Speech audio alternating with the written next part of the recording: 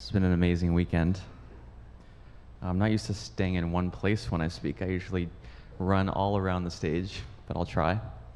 My name is Tiago Forte, and I am super excited to talk to you about the other simulation hypothesis. So if you're not familiar, the main simulation hypothesis is the idea that's been kind of getting popular in recent years. Started out as an extremely fringe theory, seems to pick up a little more credibility every year. It's the idea that we are a simulation. We're a computer program running probably in some super advanced alien computer, and that we should be able to detect, some tear in the fabric of reality or some kind of flaw or shortcoming in our reality that would indicate that we are just a computer program. But I want to talk to you today about emotions, because there is a new model. There's a new model based on a book that really overturns a lot of what we think about emotions. And I'll just give away the punchline. The punchline is that our emotions are complete, full-body simulated realities that we spend our every waking moment experiencing far more than anything in the external environment.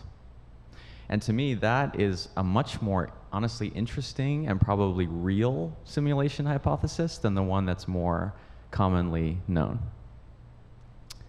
So this is the book.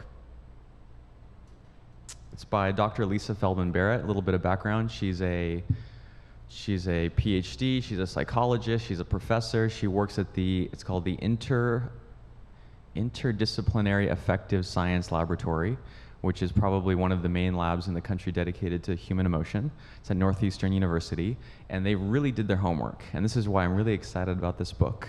The rigor that they've done over decades, not just doing studies, doing in-person research on subjects with brain scans and all that stuff, but also doing meta-analyses. They did a meta-analysis of every single study that had ever been performed on human emotion. So very thorough.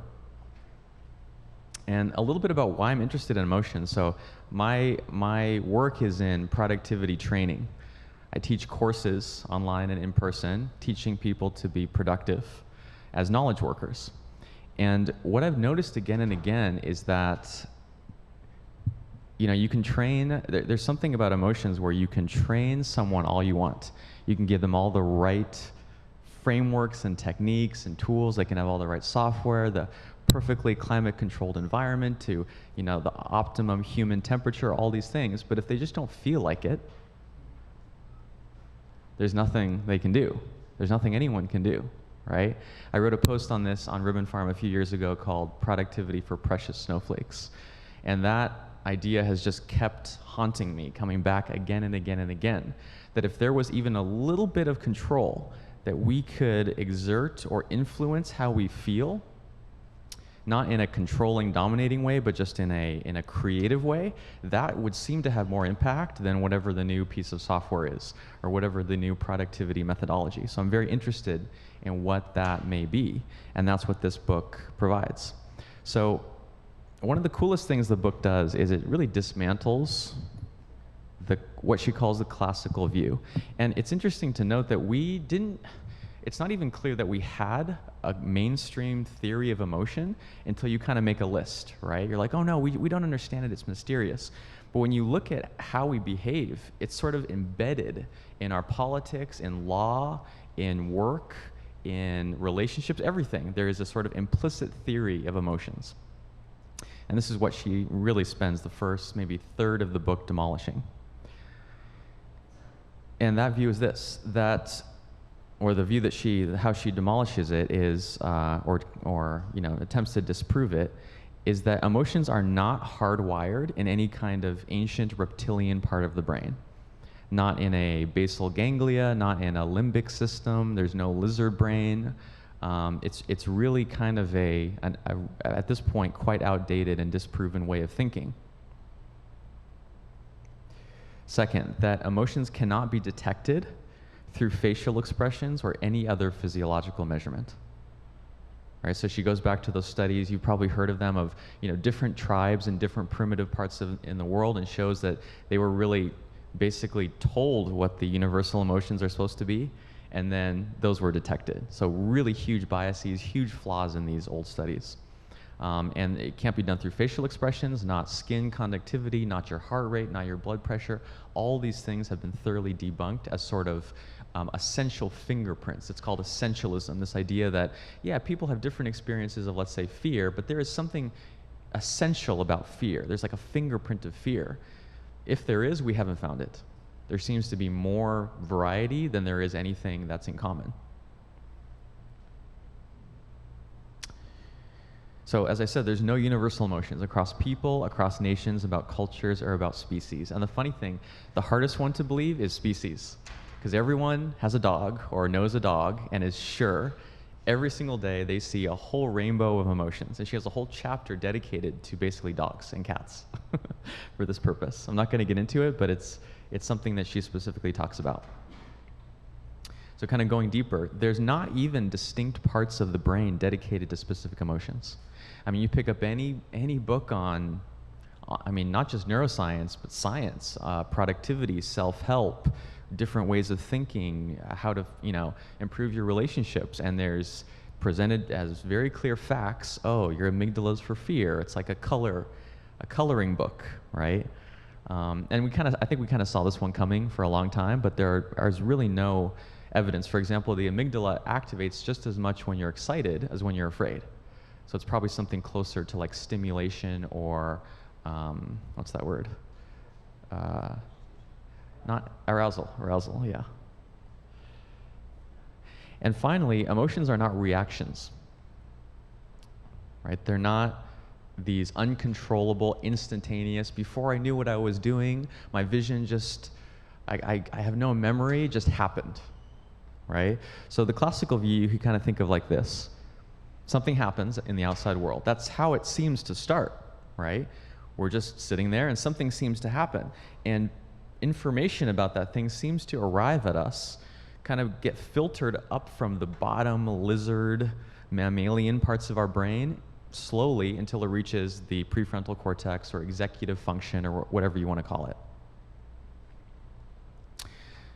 And luckily, Dr. Barrett doesn't leave us with just no certainty whatsoever when it comes to human emotions. She has a substitute, which is what they've spent the past 25 years or so developing, which is called the theory of constructed emotion. And I'm going to be repeating this theme of 5. 5 is my favorite number. So one more time, 5 main points. The main idea, as you can tell by the name, is that emotions are concepts. Emotions are concepts that we use to label or to interpret bodily sensations, right? So something definitely happens in the body, right? Your stomach feels some nausea, your skin sweats, your kidney spurts some, enzyme, your pituitary gland. There's like thousands of different things that can actually happen physically in your body. But then from the perspective of your brain, this is a really weird idea, but from the perspective of your brain, your body is just another part of the external environment. Right? If you take the perspective of your brain, it's just like trying to make sense of things that are coming in. Something coming up through the spinal cord is just as external, just as outer as something coming in, say, through one of the senses on your head. So the body needs to construct an interpretation for what is happening. And these concepts are socially and culturally constructed, right? They're given to us by our parents, by society, by movies, by all these things. And as difficult as this is to believe, there's nothing inherent. There's no inherent physiological anything that corresponds to things like fear, disappointment, loneliness, terror, excitement, happiness. Those are concepts.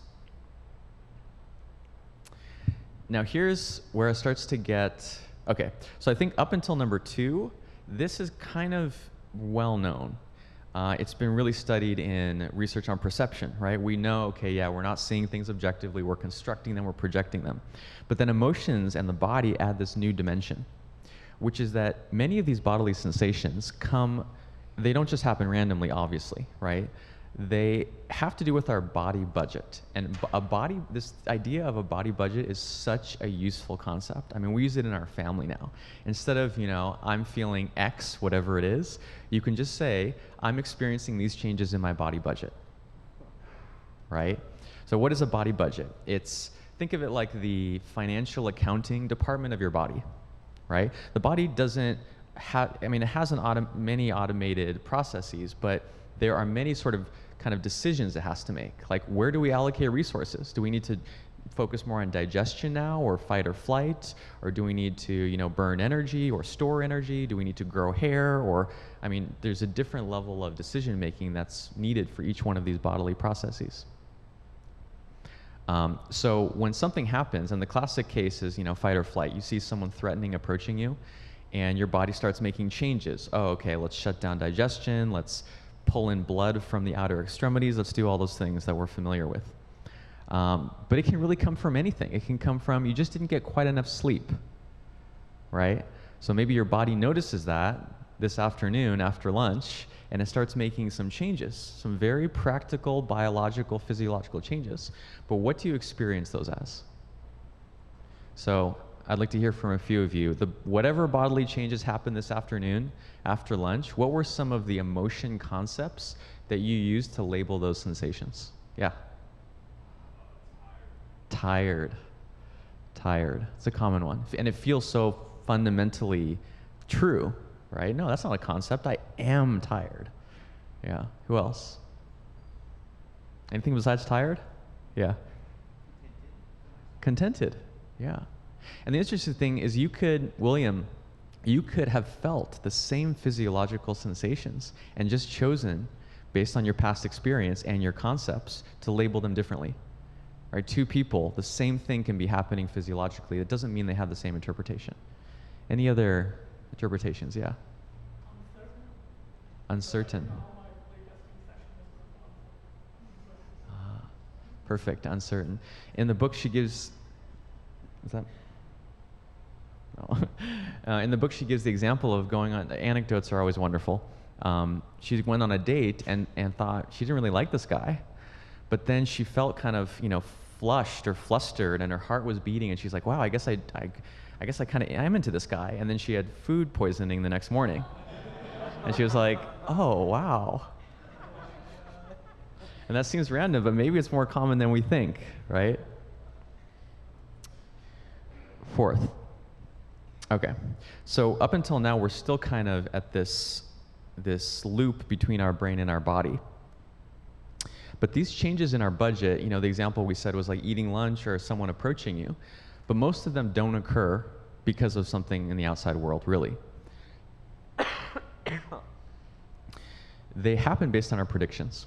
So we're constantly simulating multiple possible futures, right? So someone, turns in that direction, and our brain is simulating the different ways that they might walk in that direction. Or, you hear the door opening, and your brain's already simulating the sound of someone walking in the door, or simulating meeting someone that you know. It's like constantly all these futures. When you read a book, the reason we can read, basically, without it being tremendously exhausting, is your brain is modeling, it's simulating what is the next word that probabilistically is likely to happen based on your language and your experience and the topic of the book. So by the time that word actually arrives, it's just confirmation, it's just confirming what you kind of already knew. Okay, so based on predictions. And these predictions are like immersive simulations of imaginary futures, right? So they begin an entire cascade of bodily changes which influence what we're thinking. What our thinking and our concepts then changes what we perceive. What we perceive changes what's happening in our body. There's all these self-reinforcing loops. And to me, this is just pure science fiction, right? We don't need advanced aliens to do anything for us. We are all walking around in our little, highly emotional. I think that's the thing that's been missing. It's not an intellectual exercise. Most of the time it's unconscious. It's just that intuitive flow of reacting to what's happening outside, but just as much to what is happening inside our own body. So I had a hard time drawing this because there's just so many loops, but the basic version is Something may happen on the outside, but maybe not. It's pretty clear that this can happen, like when you get really afraid of something and then it's just like nothing happens and you realize you completely fabricated the whole thing. So the things happening in the real world is completely optional. But something may happen, or you simulate it. Something changes in the way your body budgets are being managed. That signal then, like, it's funny, you would think the brain would know what the body is doing, but it's almost like it's receiving a memo from the body that it's then trying to make sense of and determine, why would the body have done that? Why might body have done this? And then it makes up a theory, basically. Okay. So I wanted to give you that theory. I have a blog post. It's 4,000 or 5,000 words that summarizes the book really, really well. I worked very hard on it. If you have any interest in the book, check out the blog post first. It's quite a long book. You can find that on my blog. But I wanted to give that as a foundation and now kind of speculate wildly in a way that no other conference or event would allow me to do, which is exciting. And it started with another book that I picked up last year called Emergent Strategy.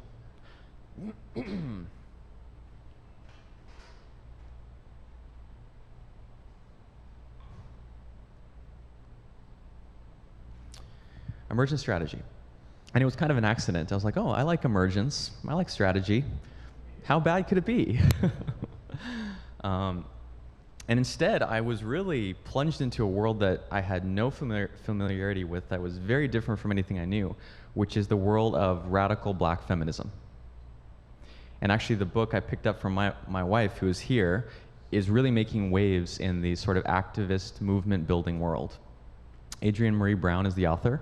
She's an activist, a movement builder, a facilitator, a coach, a doula. She's been involved with like Me Too, Occupy Wall Street, Black Lives Matter. She's really covered many bases in this world. And her main inspiration, I know this seems like a tangent, but it's related. Her main inspiration is Octavia Butler, who is a sci-fi writer, was a sci-fi writer who wrote a series of really popular, award-winning sci-fi books in the 80s and 90s primarily. And one of the very few black women sci-fi writers of this level of prominence. She has a book called Lilith's Brood, which was my entrance. My introduction is part of a trilogy with two other ones. That really is one of the most unusual sci-fi books I've read. It really uses sci-fi as the premise and then gets into an exploration of what would it look like to actually really deconstruct our ideas of gender. Or what would it really actually look like to have true social justice? Or what would it look like to have, to completely undo the traumas in our bodies? These like things that today seem like just fantastically speculative possibilities, she writes in very vivid and very moving terms.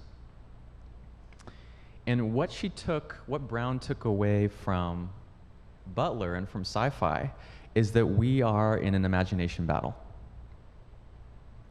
For her, she talks quite a bit about, as a black woman, that for her sci-fi, it's like, as a black woman, she felt like she was trapped inside someone's imagination. That she was trapped inside an imagination where people like her were worth less, were dangerous, were to be feared, were to be imprisoned. And the only way to break free from an imagination is to have a better imagination. It's like you have to, what did Akers say? Like you have to use the tools that were used for your enslavement to find freedom.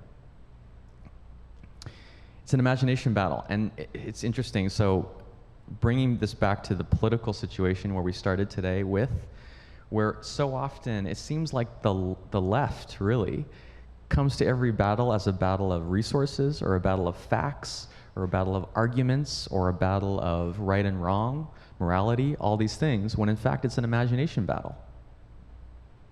And not that it's only the right that kind of uses imagination in nefarious ways.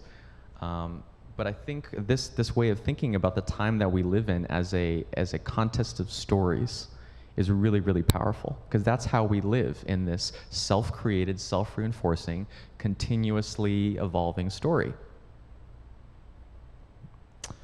So in the book she quotes, I think she's called a black Zen teacher. I'm not sure what that is exactly, but she says, our access to the global scale of suffering has become immediate. Right? We've scaled suffering.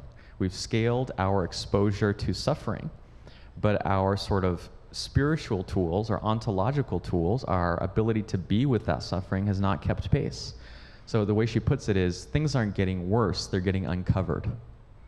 Right? In fact, all the facts and statistics are that life for almost everyone, almost everywhere, is getting much, much better way faster. And we just can't believe it. It just seems so contrary to our experience.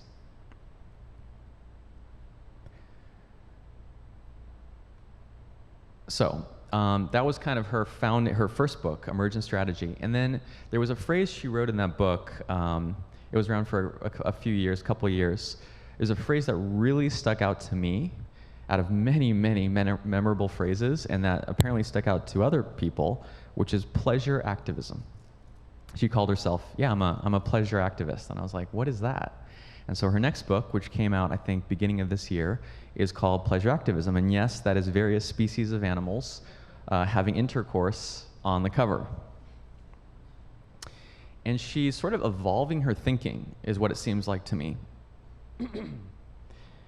away from what she calls the existing paradigm, right?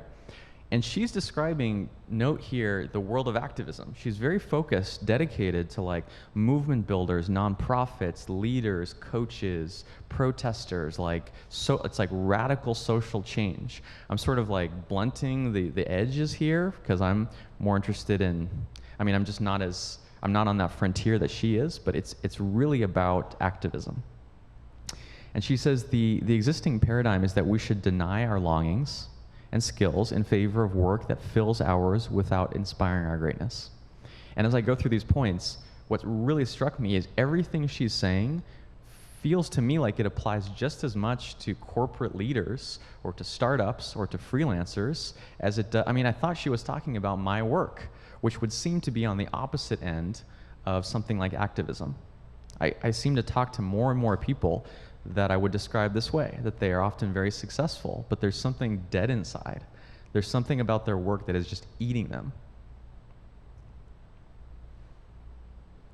Second, that we need to compete with each other in a scarcity-based economy that destroys the abundant world we actually live in. I think that's pretty self-explanatory. That factors beyond our control, skin color, gender, sexuality, ability, nation, beliefs, and to these I would add, whether you're neurotypical or personality or temperament, those ones are sort of the classic social justice, kind of constraints, but you get into an elite workplace and there's just a different list of reasons you can't succeed, reasons you can't have X, Y, and Z, reasons why you can't be a leader, reasons why you can't start a company. There's always those sort of seemingly built-in constraints, and they seem to determine our path.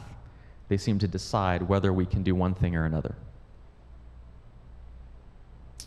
Fourth, that we should swallow our tears. Let's just get louder.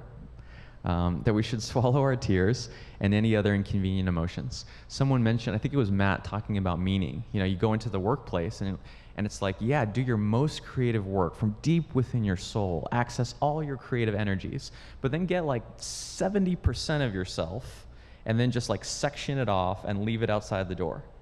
And I think I saw on Twitter recently someone, made what seemed in retrospect as an obvious statement, that the rise of everything from meditation to therapy to like couples counseling, all these personal growth things entering the workplace seems to really be tied to the rise of knowledge work, right? It's not a luxury anymore to explore the psyche, to really know yourself very well. You need to do those things to sustain what is inherently ambiguous, uncertain work that as soon as it gets certain and predictable, it gets automated, so then you have to go to something else. It's something really deep and that I think requires access to every part of us. And finally, that we should just be really good at what's already possible, what's already been proven, and leave the impossible alone. And what I concluded from this is that we are all activists now. So this is kind of my current thesis, that we're all activists. I grew up in Orange County, which is a a wealthy suburb just south of LA. And we would come into LA, it was like entering the jungle, you know, because just all these weird things happen. One time I told my parents, I don't like LA because the sidewalks aren't straight. There's cracks. I don't like those cracks. And I remember from time to time seeing, you know, activism, basically. And it was weird. Like, you think activists, it's just like really scruffy, unkempt people that smell bad on street corners, you know, having signs about issues you can't even understand, and they're trying to advocate policies that seem impossible.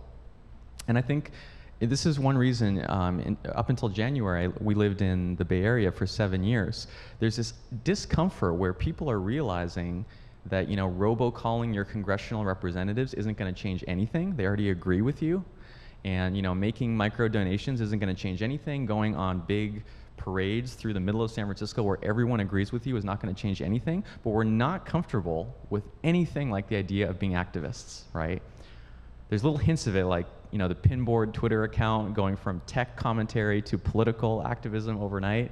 There's little experiments, but I want to like rebrand activism as an activist is someone that traverses the voids between escaped realities.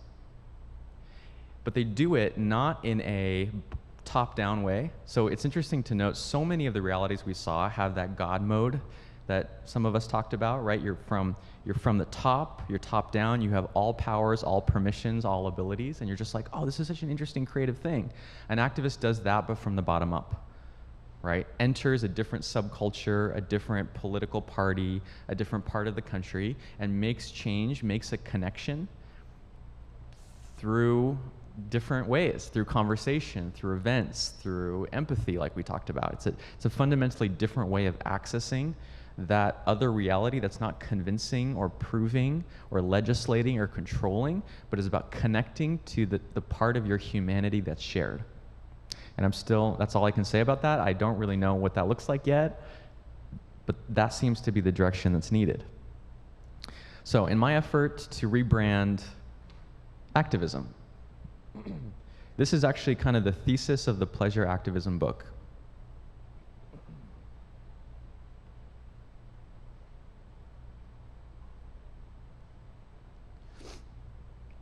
Which is by Toni Cade Bambara. And she says, the purpose of art is to make the revolution irresistible. To make it irresistible. And she asks, as a kind of subtitle to that, what if justice and liberation were among the most pleasurable experiences that we could have on this planet?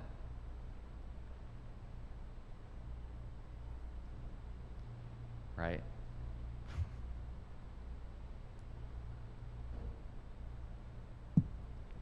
What if recycling was pleasurable? What if, you know, voting for progressive policies was pleasurable? What if volunteering was pleasurable? You wouldn't need enforcement. You wouldn't need incentives. You wouldn't need control. It would be something that inherently attracted people to it. And so she's exploring basically this idea that pleasure could be the organizing principle for a new kind of activism. And it's funny because as I've been talking to different people about this, you know, I have people in my life that are pretty open-minded, and I can talk about many different things with them, but then I bring up pleasure as an organizing principle or as a focus, and people push back. They hate it. It's like they can't hear it. It's like, oh no, that will lead to, you know, debauchery and just excess, and people will just lose themselves and no progress will be made. It's like there's something very, very weirdly threatening about the idea of pleasure as one of the main priorities or the main priority in our lives. But as she explores this, there's a few quotes that I just want to pull out that seem like they point, I don't know if she would say these are principles, but they seem to be kind of these anchor points. And one of them is that pleasure kind of self-propagates, right? You cannot create freedom for others through your own suffering. You cannot give to others. You cannot impart to society what you yourself have not experienced. She says, you are a seed, and that is not how seeds work. Seeds self-propagate, right? And this is an idea that I keep coming back to again and again in different contexts, which is that we have to, this is another quote that I don't have here, but we have to make a change in the system by leveraging who we are, not what we do, right? Instead of relentless action, doing and doing and doing and doing, there's something about who we're being and something that we are, a certain personal quality that can spread much further and faster than anything we do. And it's something that I've noticed with leadership. Something that leaders have. This is just a pet theory. But I feel like leaders, they directly regulate the nervous systems of the people that they lead. Right? There's something that they do. It's some sort of thing in their body or action, or even I'm very interested in the human voice. I think there's like subvocal frequencies or something that happen in the human voice that directly impact what we now can understand as body budgets, right? Wouldn't it make sense that something like a leader, a tribal leader, could regulate the body budgets of what are of us who are social animals? So that's next talk. But you know, she really gets to this, and she has many great examples of pleasure being really the point. You know, it's like that Winston Churchill quote when they were they were preserving the art from the museum and like putting it underground somewhere, and they're like, oh, don't worry about art. He's like, what are we fighting this war for if not for art? This is the whole point, that it's worth protecting. There's a story, the book is mostly maybe half interviews with different kinds of activists. And she tells the story, or one of the interviewees tells the story of being at Standing Rock, protesting the pipeline, right? And he said, you know, over here, we're having fun. Like, it was a blast. We were like surfing down the hill on these like little mats. We were like having cookouts. We were like playing music. But then the news reporters come and they all go over here to this like muddy, dirty corner, and they like make this little drama of like how much we're suffering. And it really, so there's another quote. She says, for a historically oppressed people to have public pleasure is a radical act, right? It's like they're not supposed to be allowed to do that. It completely contradicts the narrative that they've been placed in. And yet, pleasure's open to us anytime. There's no rule on who can have pleasure. Another principle seems to be that, and this relates back to kind of work and productivity too, is being in touch with your body and your senses and your sensual desires. In fact, most of pleasure activism is about sex. It's about really like kind of graphic and detailed and unusual kinds of sex. I'm really not really including that in here, but she really makes the point that if you can't feel for that small place in your gut that knows before you do that something is not a fit for you and will not increase your aliveness, then you're left, you know, just kind of either going with the tide or trying to make very analytical, fact-based decisions. And I feel like this is related to work in that so often it's like the constraints on work now are just exploding every day. You know, it used to be you worked in certain places, times, ways, using certain tools with certain people on certain subjects. And with every passing day, those constraints get unconstrained. And so more and more the bottleneck moves to just what we want. And it's really incredible to realize how few people can access what they want, right? To just point to, she has a cool exercise, I don't know if we'll have time, but you know, to close your eyes and think about a decision or something you're considering doing and be able to locate 3 specific sensations in your body that either say yes or no. It's really hard, right? Because you have to get completely out of your head and into your body.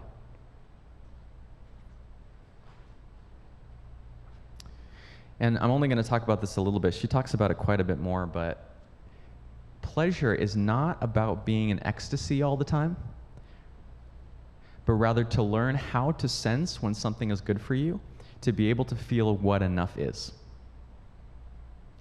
right? And there's another one. When you have unlimited resources, our culture tells us we have to stockpile resources, to have more space than we strictly need, more money than we strictly need, more of everything than we strictly need. And yet having the, this is a quote, having the resources to buy unlimited amounts of pleasure completely destroys the spiritual experience of pleasure, right? We talked about in the meaning making one about being able to destroy that meaning making or saturate that meaning making sense. It's the same with pleasure. Pleasure is actually about finding what is enough and kind of walking that line.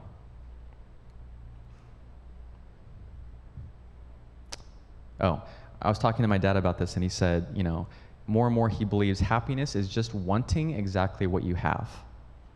You have what you want and you want what you have, and that's kind of just enough. I think there's something profound there. It's not indulgence, it's not excess. It takes into account your values. It takes into account the pleasure that comes from treating others well, from treating the planet well, from doing what's right, from being responsible. Those actually are really much more advanced. Really, we need to elevate the subtlety of the kinds of pleasures that we're able to feel. We really need to be more committed to pleasure and not kind of the cheap forms that Dr. Barrett in her book talks about ways that we use to regulate our body budgets, right? So we use sugar. Sugar is a big one. You feel that thing, I need sugar, there's a deficit. That's really just what it is. There's a deficit in your system. You can fill it with different things. You could fill it with social support or with sugar or with some other food or with rest or with meditation. There's many, many different options for how to fill that. Okay.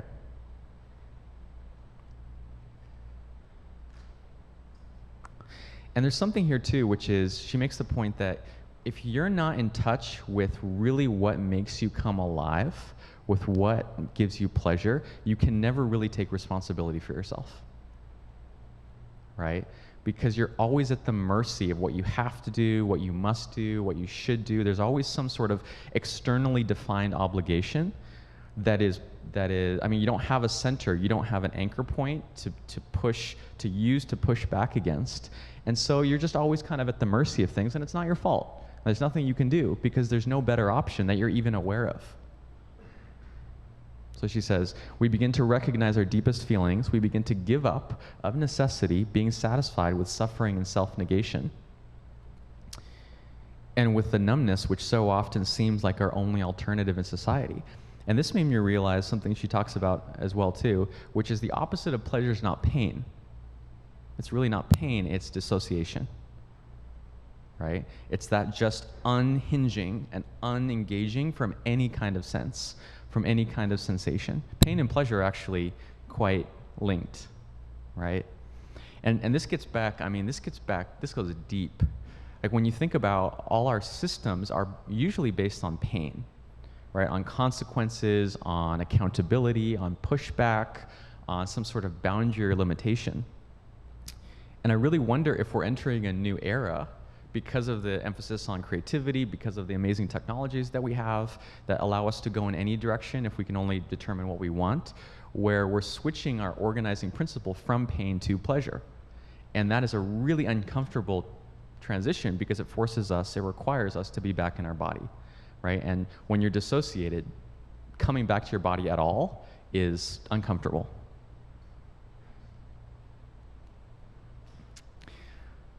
So this has kind of led me back to a very simple phrase, which is what is easy is sustainable, right? I found my way to mediocrity somehow. It's amazing. What is easy is sustainable, which is completely obvious, and yet we don't think about what is easy. What is easy is not, it doesn't seem smart, doesn't seem advanced, doesn't seem sophisticated, doesn't seem good enough. But what is easy is sustainable, both in the ecological sense and in the personal sense. And when it's sustainable, you can stay in the game. You can keep playing the game. You have time for compounding returns, right? You have time for the thing to work up its own energy, its own momentum. And compounding returns give you things, can produce results that no amount of effort, hard effort, could ever produce. So what would it look like? How am I doing on time? Okay. What would it look like to make pleasure an organizing principle? I think embracing healing, as I was talking to Toby about rebranding healing, right? I think we resist healing because it implies there's something like broken or sick or deficient. And maybe we rebrand it as processing, or as reorganizing, or as reorienting, or as the reopening of the parts of ourselves that have closed, right?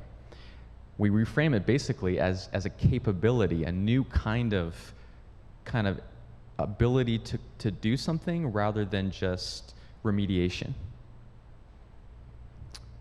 Second, cultivating a sense of justice rooted not in vengeance, which it seems like a lot of our debates are about kind of like getting back, pushing back, defending the past, but rooted in interdependence. Deciding, on the individual level, I think it's important to always think, what can we do as individuals that you're not going to spend your time doing things that don't make you come alive. And I know that sounds like a just fanciful thing, probably sounds like something that has to do with privilege. It is. But I think it's something that we have more agency in than we realize, that we have more control in than we realize. Fourth is getting in touch with our sensual desires. And I honestly don't know what this would look like, but making sensuality in the sense of just the senses an acceptable part of professional life, of business life, of creative life, and not having it be this kind of dark underbelly.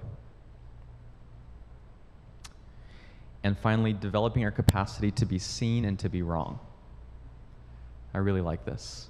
She says that when you can be seen, when you develop the capacity to be seen, you realize that your mere presence is a contribution. Not just what you do, not just what you produce, not just what you offer, but just showing up. When you can really kind of see yourself being seen, you can see that reflected in people's eyes. And when you develop the capacity to be wrong, which I think is like the expert level thing these days, I really think we're losing our capacity as a society to be wrong. She says that gives you the ability to be in a relationship in real time, right? Instead of, in Emergent Strategy, she talked about time traveling emotions, where something happens, what is the amount of time that has to pass for you to be okay feeling that thing? And that span of time determines your power. It determines your ability to react to what is actually happening, not what happened so long ago, not defending the past, not defending whatever you did in the past. Just a couple last things. Suffering, she says, it's not to devalue suffering. It's not to say that suffering isn't real or that it's your fault or anything like that. Suffering is a massively important and absolutely true part of life, a spiritual reality. But I deeply believe we were not placed on this gorgeous, sensational planet to suffer. It is not the point. And I agree. There's no proof, but that's what I choose to believe. And last quote is from Robert Heinlein, another sci-fi writer. And he says that, I think that science fiction has a distinct therapeutic value because all of it has as its primary postulate that the world does change. I cannot overemphasize the importance of that idea. And the thing I want to leave you with is this kind of implication of everything I've presented today. And an implication of Dr. Barrett's work, which is that ideas have causal power. Something I first saw reading Deutsch's books, right, where he has very extensive explanations, but I'm seeing it, I feel like, in a dozen different places. And with this work on emotions, that is introduced into the body.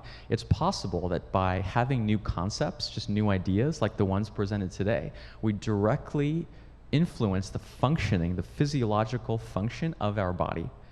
And because we change how our body is functioning, we change our experience of emotion, and our experience of emotion is our waking reality. So what we did here was a good idea, basically. And my final message to you is just, we are all activists now. Oh, and I had a part under it, but it said, we might as well get good at it.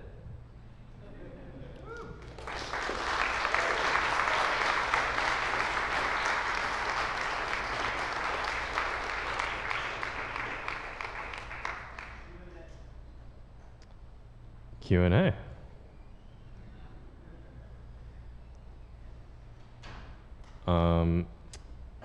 Venkat, do you have any time constraints? Oh, okay. Well, he's supposed to give closing remarks.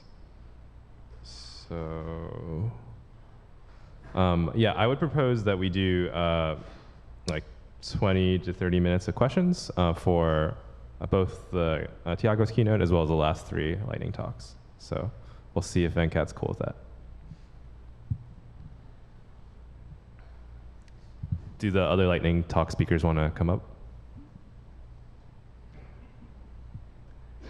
What if we had a question?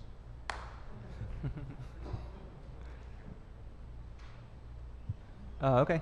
So in the spirit of putting that immediately into practice, I don't actually have a question to ask you, but I want to be up here to tell you how awesome that was and how incredibly valuable and like game-changing this is. And one of the things I think I'm learning about pleasure as an organizing principle is that when you see it, you affirm it, and it gets stronger. So I'm doing that. And I also have a question, which is not so much for you, but for everyone in the audience, which is something a coach of mine asked me, and it keeps sticking with me and bearing fruit, which is, how good are you willing to let it get?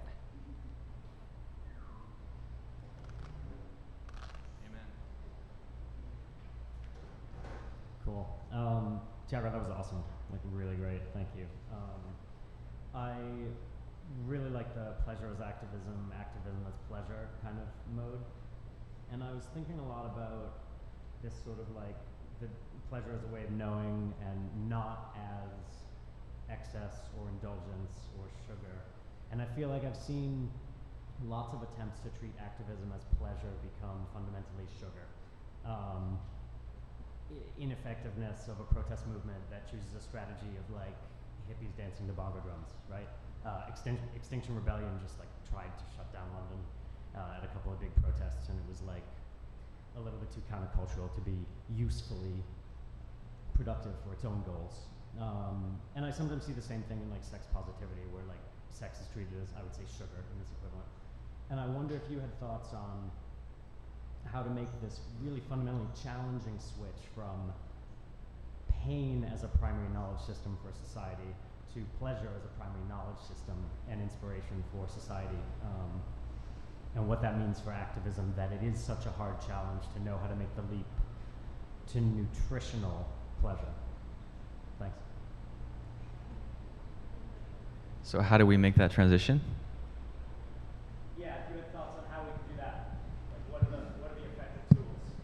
Yeah, I think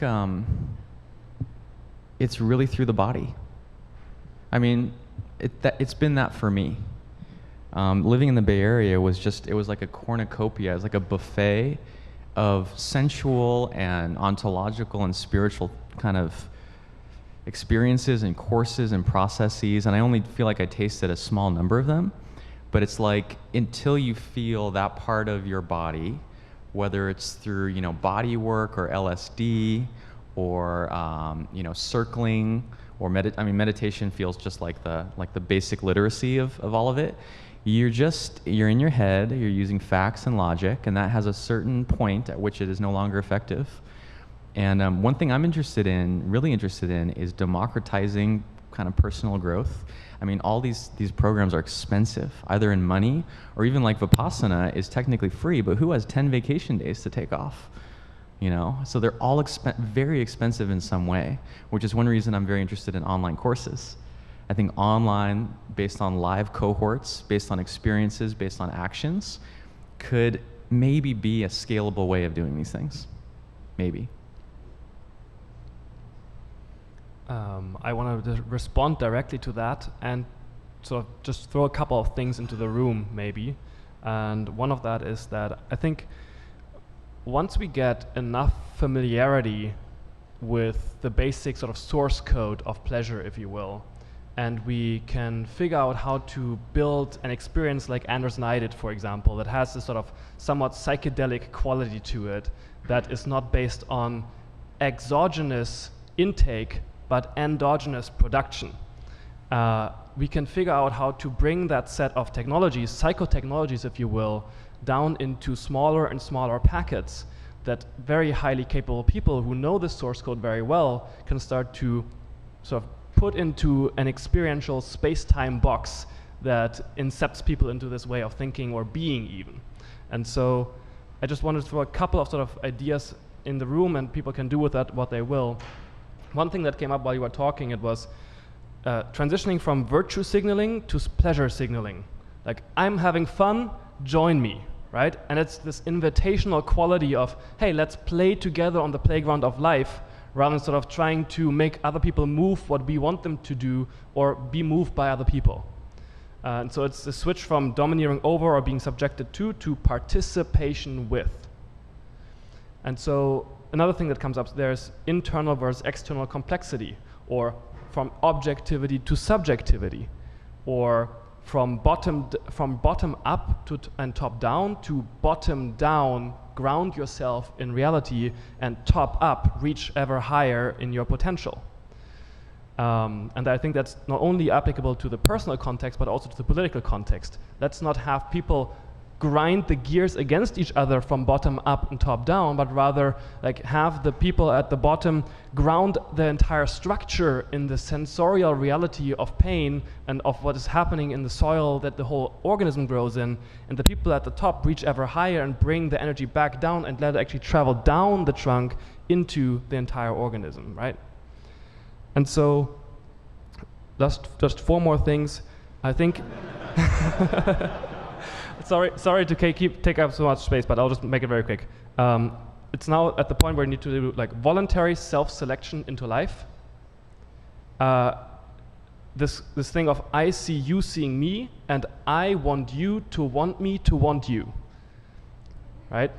Like, think on that for a while. But and so the one thing that I want to leave you guys with is I've been experimenting with sort of democratizing personal growth in multiple of these kind of experiences of bringing people into a shared space. I've done it for 2 days, I've done it for 10 days, I've done it for just a night. And so those kind of experiences I'm now bringing with me, and I want to enter into relationship and conversation with anybody here who is interested in that to make that sort of as open source as possible. So please come talk to me. And maybe we can do all one body exercise together that has been very powerful for me. And if you would go into the warrior stance, basically, and you put your arms together, and then you lean back just slightly until you feel a tension coming up in your front. And then you breathe deeply into your belly. Deeply in and deeply out.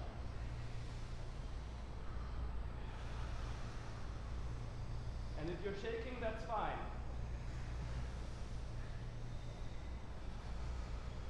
And if you're not yet shaking, go a little bit back. And if you're feeling too heady, come down from it. If you don't feel anything yet, we'll keep going. And feel free to stop when you have enough. And let's just leave it at that. What comes up for me there is energy increase and tension being broken down. You can do this in your own time at home. If that was a little stressful, I also recommend a forward bend.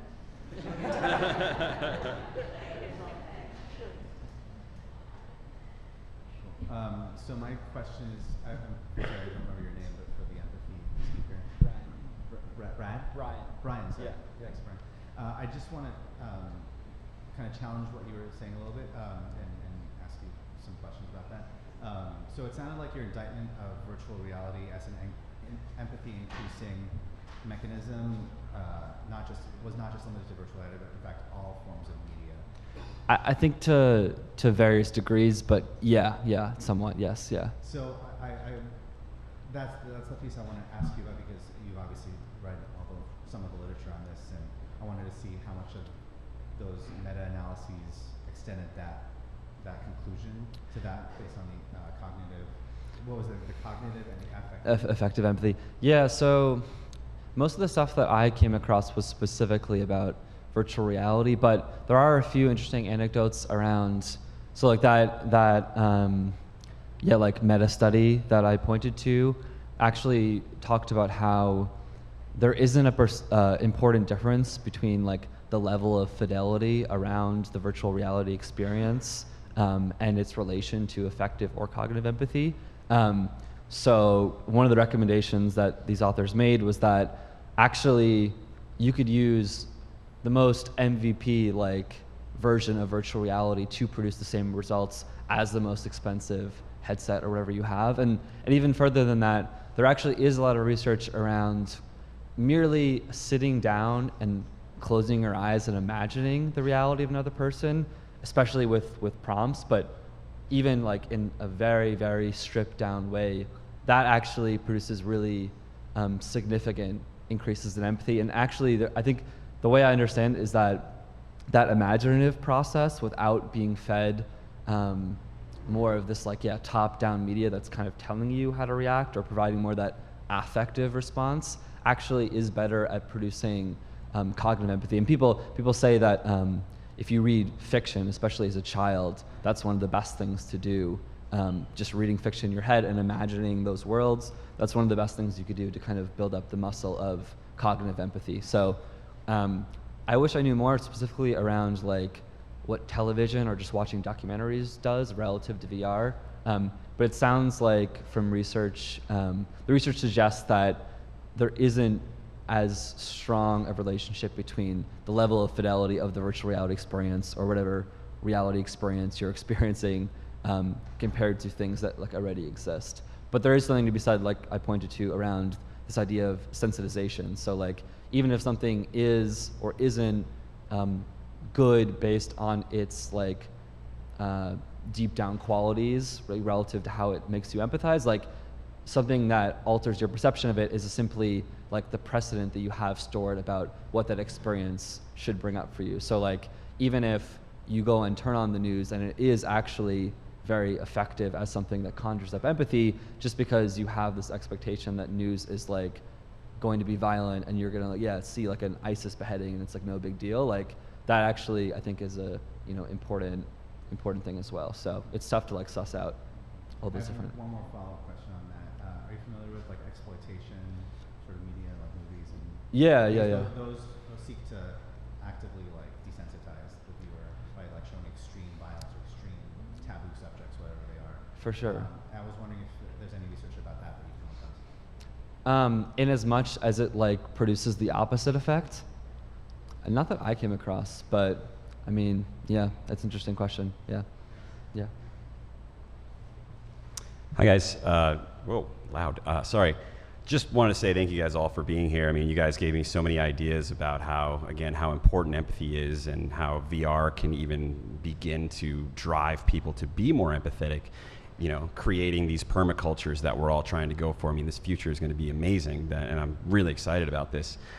Tiago, also, you mentioned about like online, the collaborative learning. I would love to talk to you about that as well, because I'm seeking to gamify and incentivize the discovery of new information, essentially, in a collaborative micro-learning environment. And so that's awesome. But finally, as far as the pleasures go, I'm really interested. There's this guy, Epicurus. I'm sure you guys all, this is a philosophy place here. So one of his big things is kinetic versus static pleasures. And kinetic pleasure is something that goes up and down, varies. I have a cool car. All right, what else? And static pleasure is essentially just a baseline of, are my needs met? And so when we're talking about pleasure, really interested, it was interesting to hear your take on pleasure and how does that model fit into, I guess, your own? So.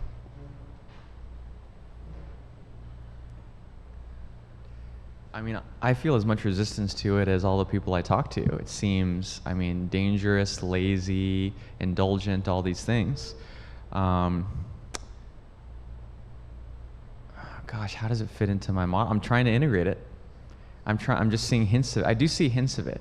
Like I see when I do my email system, I have this way of clearing email that is, I wrote this big article on and like I really believe in. And it is a very fun game. And I'm very curious. I don't fully understand why that is. What are the characteristics that you have to have for that to be the case?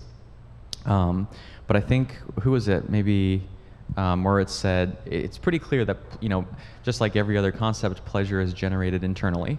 So it's not a matter of just finding certain external objects. I think it's a matter of creativity. Everything has a thread of pleasure in it, or a facet of pleasure, or can be framed as pleasurable. And it's just a matter of how good of an imagination you're willing to bring to bear on it. I even think actually, like, there was this whole discussion in the past few years about, like, oh, we need fewer dystopian sci-fi stories and more utopian. Yeah. And then I tried reading some of these utopian, they're terrible. It's like so boring. And I actually think that dystopias are utopias, because you go back to a simpler time where you're in a band of humans trying to survive. You have a clear sense of purpose, right? So that to me indicates that our idea of pleasure as, say, living in a perfect society is really simplistic. We need to elevate the complexity of pleasures, the subtlety of pleasures, in order to make anything like pleasure an organizing principle. Awesome. I love that. Thank you so much. So I want to pile on to the pleasure thing. Sorry. So from my own personal experience, I think there's a big difference between the kind of pleasure that comes from external sources like the internet, like games, like things you can buy, because those are they can kind of go off into infinity, but not in the right way. And so I think there's something about shared experience where, whether that's pleasure, whether that's pain, if you can bring yourself to bear with someone else, and share the experience, then I think it adds up to a lot more than whatever kind of comes from other places. And I don't know if you have any thoughts on that. So are you saying that those pleasures you mentioned are kind of shallow and have a limit, whereas being together and being with people are more like fundamental kinds of pleasure? Yeah, I guess like kind of pleasure you can create for yourself kind of has a runaway effect where you can get more and more pleasure, but it adds up to less and less subjective experience. Mm-hmm. Like what is it, the hedonic treadmill? Yeah. Yeah, totally. And so, like sharing that with someone else, so sharing pleasure is great, but I think sharing pain is also mixed in there. Yeah. Where it's like it being able to take on someone else's pain when you don't have to is something pretty special. It's pleasurable. Yeah. Yeah, I absolutely agree. Great, thanks. Yeah.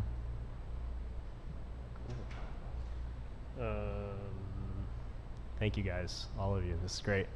Tiago, I was interested. The first time I came across The Politics of Feeling Good was a quote from Timothy Leary's writing previously, which made me think of his model of consciousness and moving through different phases of consciousness, the fifth circuit being hedonic. And he considered that a post-terrestrial circuit that we would start to explore as we moved off of Earth more and more. And it made me think of drug use as a gateway pleasure, and thinking about how to complexify these types of pleasures and how we integrate with them. Do you have any ideas for adding depth, like to those pleasures? Or I think that the way that you're relating to pleasure, or the way that the author was relating to pleasure, and the way that we are looking at it now is more advanced than it's ever been. That previously, like drug use as an activist upon our neural systems, now we're looking for ways to control that and learn from that and deepen those experiences to make them more meaningful. Are there ways that you're coming across in your studies that contribute to that type of complexity increase? I mean, I think what you said is totally true. She talks about how excess comes from repression.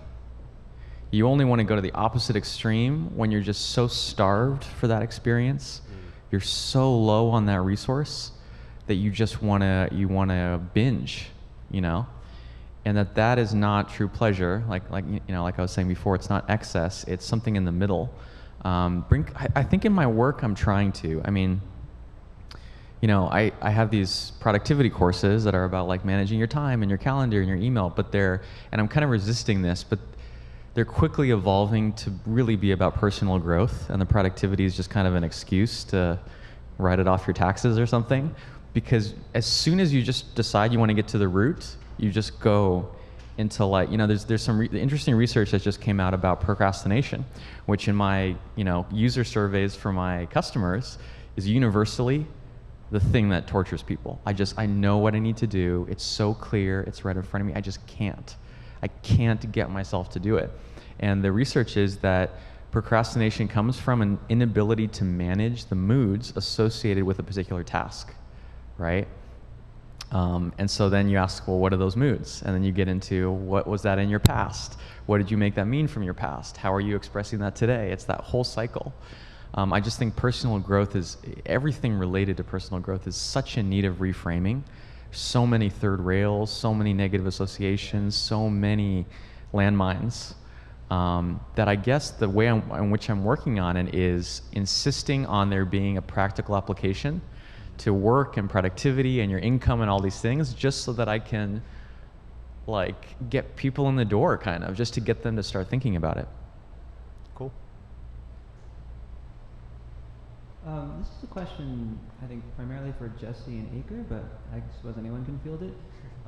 Both of you spoke about the importance of groups. Like Aker, you named, I think, Phosphorus X, it's called? Biosphere X, but... Biosphere X. And Jesse, you talked about like community inclusive design processes and getting feedback from citizens and that sort of thing.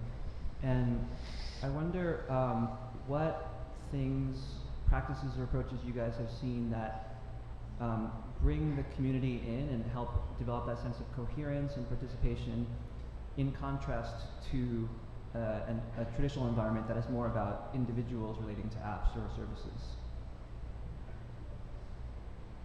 Do you want to go first? Jesse? So I went to a cultural organizing workshop, and these are all people who wanted to use the arts as a way to get everybody one in a state of meditative state first, and using old Japanese practices. So that was just a more recent experience, and from what I've seen, at least in my experience in Los Angeles, that culture and art seem to be kind of like the gateway for getting people just relaxed, going outside to public events, and also a form of being productive as well, and feeling like everybody wants to better the environment. I'm just also thinking about another example that I went to, which was just a collective of people that just wanted to throw a Sunday party, and they just started playing cool music and like selling kombucha and trying to create just like a community that was multi-generational, especially about food. It seems like food and art and culture is sort of what I've found to be not like politically binding as well. But. Going off kind of like what binds people, in my experience as a community organizer, I've done stuff in certain sectors that are definitely based upon pain. So you see high burnout and high turnover in those sectors. So one of the things that we really try to do, and it's not easy, but is to align, for lack of a better word, like pleasure in the act. When you really like, has anyone grown their own food? Like that's like probably one of the best things. It could make no economic sense for you because like a tomato is like way cheaper industrially speaking. But when you grow something, when you create something with your own hand, especially with other people, that type of experience it can't be really simulated. I mean, that's going to be debatable, but we really believe that it takes like being in the same space, in the same geologic space, and when you collaborate with other human beings, as well as like other organisms, that type of pleasure, evokes emotions of empowerment, of sovereignty, of like feeling that you have purpose on this planet. So that kind of draws people in. We think that there is a need. People are thirsting, are hungering for this need to feel like needed. They need to feel like they're in control. Whether we are or not, that's not what matters to me. All I know is that we want to create spaces right now, like in our stage as an organization, we want to create spaces for people to be able to feel that they have power, because it's very disempowering when we have so much technology, but none of it is really working for us. It's working to like commodify us or numb us, whereas the techniques and the ecologies that exist all around us that are very affordable and free have the power to give us so much pleasure. So like personally for me, like I definitely organize around pleasure. I definitely organize around fun. Like that's the one thing I tell people who say, oh, well, don't you get your hands dirty? Like, why do you do that? I'm like, bro, I'm having so much fun right now. Like you can, what are you doing? Right? I'm having fun over here. I don't need to engage in like a debate whether or not this is good or bad. Like all I know is I want to do this. Like I can't wait to go back and harvest my food, like straight up right now. So it's like it's sustainable because it's easy. It's a low energy state, I think. But it takes work to get there. So we understand that, and those are the pain points that we're trying to address. Thanks for the question. Thank you. Were you gonna ask something, or? I was gonna ask something. Oh. Go for it. Yeah. Sorry, this question is for Jesse actually. In terms of like because as an architect, do you guys kind of like learn from the past before zoning boards, HOA organizations, and like private real estate development firms? Like how did cities, especially outside the US, develop? Because it seems like you go to the older cities, the streets are different scales. And the buildings are of different scales, and they are ever evolving, versus it seems like right now with the technology, with AR, right? It's like, okay, I can put a toilet here, but there's a lot of infrastructure that needs to happen before a toilet can go there, versus how did people used to build their cities in the past before like, centralized like federal governments or like, parent-teacher association, I don't know, like, so I'm just wondering about that. Well, disclaimer, I'm not an architect, so I don't practice architecture, and I sure hope that architects are looking at the past. What I was talking about in terms of using AR as a form of simply getting what people even want or need just at a spatial level, and having that communicated so that you have a repository, so that you can then look at precedents and figure out how to make that work. Because yes, the architects and the urban planners are still the experts in terms of knowing the best solutions. But if we don't have that actually mapped out by a person with enough momentum, then I think that that's what keeps all these architects and planners thinking that the solutions we have right now are fine. And so I think there's like architects that are kind of revisiting old practices, and like the human-centered city, and less cars, going back more to like the village type of walking. And that's why Chinatown's actually very I guess favorable, because it's incredibly walkable, and it started with that small type of grid. So I hope architects out there are thinking about that. So it's kind of poetic how last year we ended on vengeance, bloodcoin, like pain and memory, and this year we're ending on like empathy, co-visioning, permapunk, permaculture, and pleasure. So some historical stuff. In the same way that historically governments have monopolized force, religions have monopolized ecstasy and meaning making.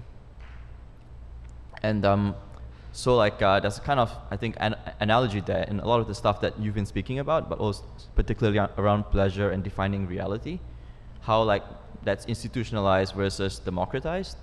And I guess more of a provocation to the room. If the Second Amendment's kind of like a right to bear arms, responding to the government's monopoly on force, is there an analogous kind of Second Amendment right to bear arms in terms of defining reality, defining pleasure, reclaiming pleasure, and like redefining reality in a democratized way that might be kind of like connecting some of the dots that we've raised?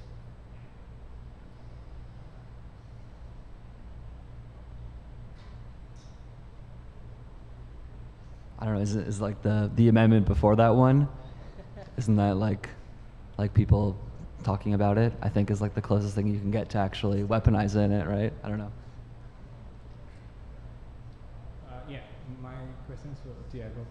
So I was wondering if like the ultimate form of pleasure, is it like forgetting your physical existence or forgetting your body? As in, because when you think about descriptions of it, it's usually, for example, elite sports person performing at the, like you talk about Roger Federer at his best, he feels like time is slowing down. Or you talk about a monk that has been meditating for a long time. So is that what it's about? Like the ultimate form of pleasure is that sort of forgetting your physical existence, or I don't know. Yeah, for sure. I mean, for sure, it's self-annihilation, right?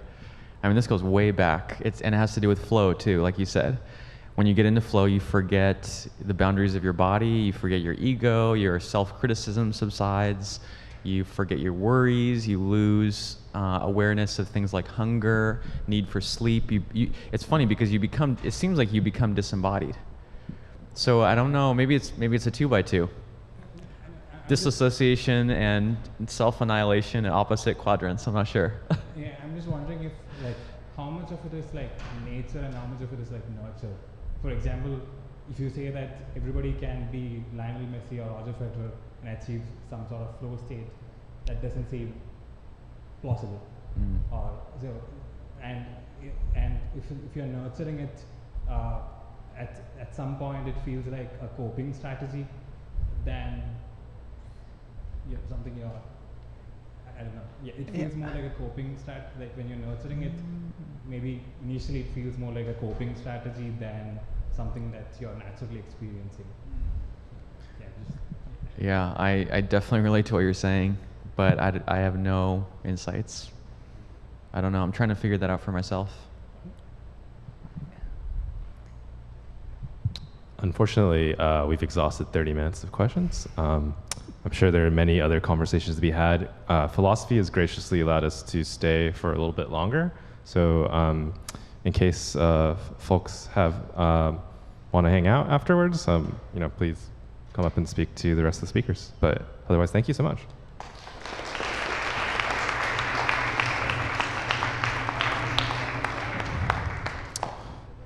So Venkat's going to give closing remarks, but I guess first order of business is that it's about 4:50, so originally the schedule ends at 5.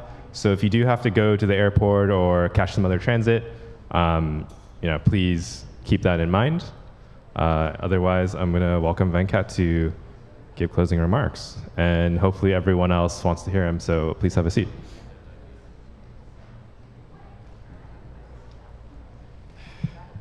All right, I want to try and do an exercise. So could everybody please come back in here and find a seat and sit down? I'd like everybody sitting down, please.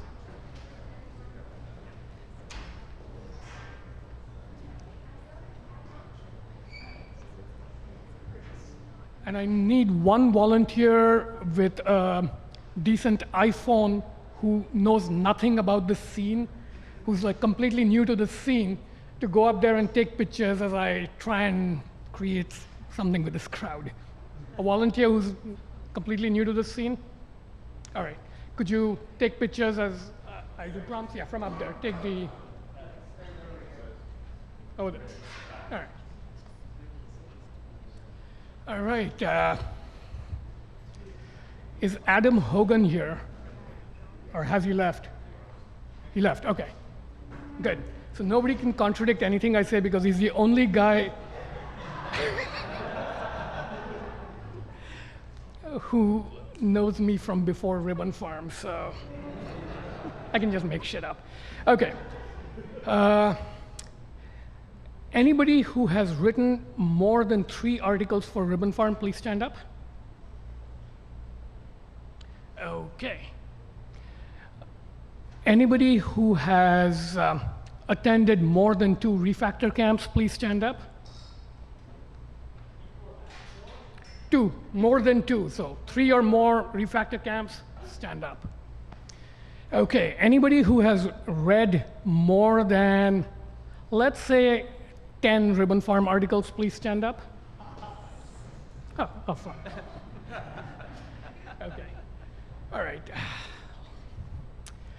Now, everybody who is standing, sit down, and everybody who was sitting, stand up.